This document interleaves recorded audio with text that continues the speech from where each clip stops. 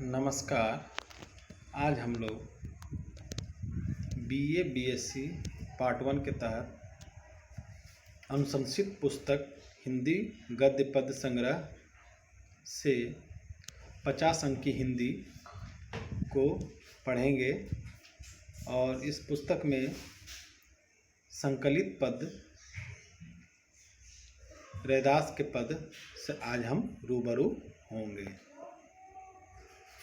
आइए सबसे पहले कवि परिचय किया जाए, उसके बाद फिर हम पदों से रूबरू होंगे। जैसा कि आप बोर्ड में देख रहे हैं, कवि का नाम है रैदास। इनका जन्म स्थान है काशी, आज के उत्तर प्रदेश राज्य में, और इनकी जन्म तिथि है 1398 ईस्वी, मृत्यु तिथि है 1448 ईस्वी। यह भक्ति काल के कवि रहे हैं और भक्ति काल के तहत ये निर्गुण धारा के कवि रहे हैं। इनकी रचनाओं का संकलन हम आदि गुरु ग्रंथ साहब और सतवानी में देख सकते हैं। रैदास जी के बारे में कहा जाता है कि जिस प्रकार कबीर साहब अपने समय और समाज से टकरा रहे थे, रैदास भी अपने समय और समाज से लोहा ले रहे थे।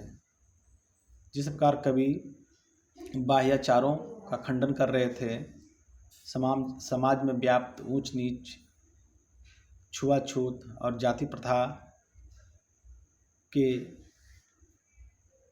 तत्वों को ढहाने का काम कर रहे थे, उनसे लोहा लेने का काम कर रहे थे, उसी प्रकार रैदास साहब ने भी अपने वानियों के माध्यम से समाज को एकजुट करने का काम किया।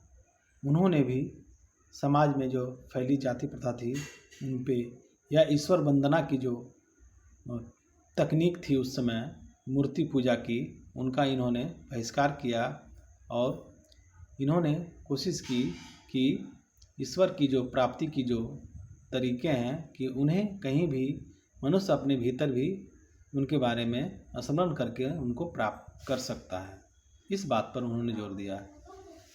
अभी जो उनका हम पद पढ़ेंगे उसमें इसी बात का उन्होंने जोर देने की कोशिश की कि ईश्वर और भक्त, यानी कि भगवान और भक्त दोनों एक दूसरे से विलग नहीं हैं, अलग नहीं हैं, दोनों एक दूसरे से जुड़े हुए हैं। और कैसे जुड़े हुए हैं उसके बारे में उन्होंने अपने पदों में उदाहरण के तौर पर उन्होंने काफ़ी चीज़ों का उन्होंने उदाहरण दिया है और उस पद में ही उन्होंने बताने की कोशिश की है कि किस प्रकार से भक्त और भगवान एक दूसरे से जुड़े हुए हैं, संपृक्त हैं, दोनों अलग नहीं हैं। और उनका दृढ़ विश्वास था कि दोनों अलग हो भी नहीं सकते हैं। तो आइए देखते हैं उनके पद। अब कैसे छूटे नाम रट लागी, प्रभु जी तुम चंदन हम पानी, जाकी अंग अंग बास समानी। यहाँ कवि कह रहे हैं कि अब कैसे छूटे नाम रट लागी, यानी कि यह जो ईश्वर वंदना की जो नाम रट है, यानी कि उनको जो अपने में आत्मसात करने की जो प्रवृत्ति है, ईश्वर की जो वंदना किया गया है, या फिर जो उनके नाम को जो हम अपने अंदर में समाहित कर लिए हैं, उससे हम कैसे छुटकारा पा सकते हैं? उससे छुटकारा पा ही नहीं सकते हैं। दरअसल हम जब ईश्वर भक्ति से जुटते हैं तो भक्त और ईश्वर दोनों एक दूसरे में, जिस प्रकार नमक और पानी, चीनी और पानी, या फिर आटे में नमक या चीनी मिला देने से दोनों का अस्तित्व एक हो जाता है, उसी भांति ये कहते हैं कि अब कैसे ईश्वर की वंदना छूट सकती है, क्योंकि हम दोनों एक दूसरे से जुड़े हुए हैं। और उसके लिए उन्होंने आगे जो उदाहरण प्रस्तुत किया है वो काबिल तारीफ। देखिए, प्रभु जी तुम चंदन हम पानी, जाकी अंग अंग बास समानी। वह कह रहे हैं कि ईश्वर जो है वो चंदन है और जो भक्त है वो पानी के समान है। जिस प्रकार चंदन पानी में मिल करके, घिस करके जब उसका लेप बनता है तब उसकी वास्तविक खुशबू उपस्थित होती है। अर्थात जब तक चंदन और पानी मिलेगा नहीं तब तक उसकी वास्तविक खुशबू और चंदन और पानी की वास्तविकता के बारे में पता नहीं चल सकता है। उसी प्रकार भक्त और भगवान भी एक दूसरे से गुथे हुए हैं, संपृक्त हैं, जुड़े हुए हैं। दोनों का अलग अलग अस्तित्व नहीं है। आगे वह कहते हैं, प्रभु जी तुम वन वन हम मोरा, जैसे चितवत चंद चकोरा। वह कह रहे हैं कि आप उस वन के समान हैं, आप उस जंगल के समान हैं, और मैं उस मोर के समान हूँ जो बिना जंगल के मोर रह ही नहीं सकता है। मोर का अस्तित्व जंगल पर ही निर्भर करता है। आगे वह कहते हैं कि जैसे चितवत चंद चकोरा, यानी कि जो चकोर पक्षी है वह रात को बिछड़ जाता है और चांद को ही अपनी प्रेयसी मान करके उसको एकटक निहारता रहता है और पूरा रात बिता देता है, और वह दिन में जाकर के अपनी प्रेयसी से मिलता है। तो हमारा और आपका संबंध इस प्रकार का संबंध है, चकोर पक्षी के समान है और चांद के समान है। आगे वह कहते हैं, प्रभु जी तुम दीपक हम बाती, जाकी ज्योति बरे दिन राती। प्रभु जी ईश्वर, हे ईश्वर आप उस दीपक के समान हैं जिस दीपक में बाती है, और बाती से ही वो जो लौ जलती है। यानी कि दीपक और बाती एक दूसरे के बगैर जल ही नहीं सकता। अगर बाती नहीं रहेगा तो फिर दीपक जलेगा ही नहीं, और अगर दीपक है तो उसमें बाती नहीं है तो फिर नहीं जलेगा। अब बाती है तो दीपक चाहिए ही, दीपक में ही बाती रखी जाती है। इसलिए स्वतंत्र अस्तित्व को यहाँ कवि नकार रहे हैं कि भक्त और भगवान के स्वतंत्र अस्तित्व हो ही नहीं सकता, दोनों का अस्तित्व एक साथ में ही है। आगे कहते हैं, जाकी ज्योति बरे दिन राती। कि दीपक और बाती का संबंध इस प्रकार है कि वो दोनों के बगैर नहीं कल्पना की जा सकती है, और जिस प्रकार वो दोनों एक साथ आकर के ही दिन रात अपनी रोशनी से दिन रात को रोशन करता रहता है या जलता रहता है। प्रभु जी तुम मोती हम धागा, जैसे सोने ही मिलत सुहागा। यहाँ अगला जो उदाहरण पेश कर रहे हैं कवि कि वह जिस प्रकार मोती का अस्तित्व बिना धागा का या उसकी खूबसूरती बिना धागे में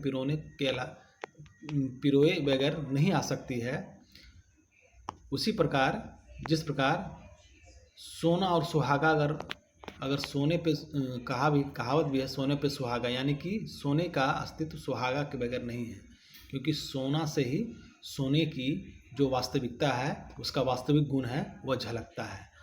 इस प्रकार वो बताते हैं कि कैसे भक्त और भगवान एक दूसरे से जुड़े हुए हैं। आगे जो वो उदाहरण देते हैं कि प्रभु जी तुम स्वामी हम दासा, ऐसी भक्ति करे रह दासा।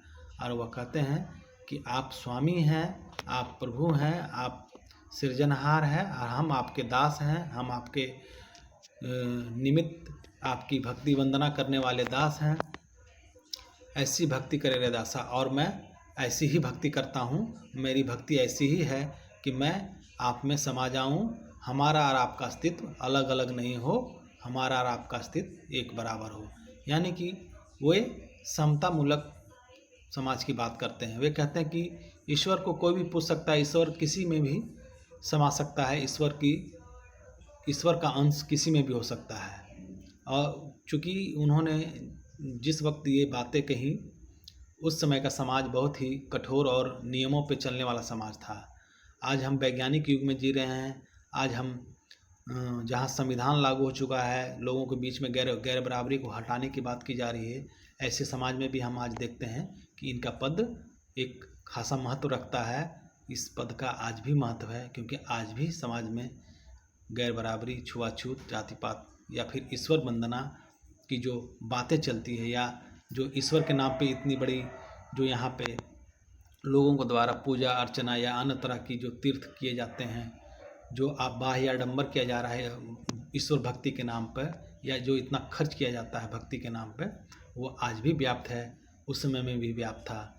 उस समय में भी गुरु चेले का बहुत बड़ा लंबा चौड़ा एक प्रसंग चला था कि एक स्कूल चल गया था। हर एक गुरु का एक अलग अलग शिष्यों को बनाने का गुरु और शिष्य की परंपरा चल गई थी। अष्टछाप के कवि, जिसमें 8 कवि थे विठलनाथ दास के ग्रुप में, उसी भांति कह सकते हैं कि उसी परिप्रेक्ष्य में कि इन्होंने ऐसे भक्ति की कल्पना की जिसमें भक्त और भगवान दोनों एक दूसरे के पूरक हैं, ना कि विरोधी हैं, और दोनों एक दूसरे के बगैर कल्पना नहीं की जा सकती है। धन्यवाद।